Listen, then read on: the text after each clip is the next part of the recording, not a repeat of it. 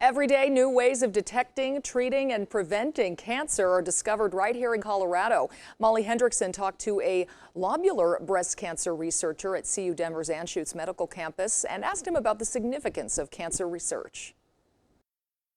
So cancer researchers are working to make advances really across the spectrum of the care for patients that have been diagnosed with cancer. And that's from prevention, early detection, developing new treatments, and then also including the care for patients long after they've been diagnosed and treated. So even though with that research we've made really massive strides against cancer, there are still predicted around 1.8 million new cancer diagnoses this year in the United States alone. So we still have a lot of work to do in the lab. Yeah, that's significant. What aspect of cancer are you researching? And tell us a little bit about your project. Absolutely. So I study invasive lobular carcinoma, which is a subtype of breast cancer. It's the second most common subtype of breast cancer and about 10 to 15% of new diagnoses. And that sounds uncommon, but it actually ends up being one of the top 10 most diagnosed cancers in women. And even though it is so prevalent, we really don't know a whole lot about it because for decades, lobular carcinoma has kind of just been lumped in to be considered really the same as other types of breast cancer. What's unique about lobular breast cancer is that it doesn't form the typical lump or mass in the breast that we typically think of, and instead it sort of snakes and radiates through the breast and never really forms a solid mass. And because of that, there are all sorts of unique issues with detection and treatment, but we're still learning a lot about it.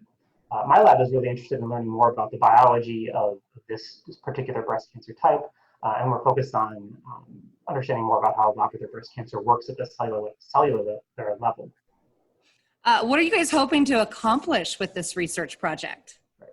So the majority of patients that are diagnosed with lobular carcinoma will be treated with drugs called anti-estrogens, which block the ability of the estrogen receptor to fuel the growth of the breast cancer, drugs like tamoxifen or the aromatase inhibitors.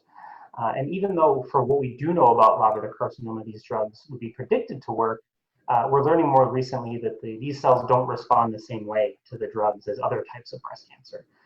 So my lab is working to not only understand more about the mechanisms of how cells actually respond to drugs, but we're working long-term to develop new treatment courses, whether that's new combinations or entirely novel treatment approaches that can be tailored specifically to lobular carcinoma in patients diagnosed with lobular carcinoma.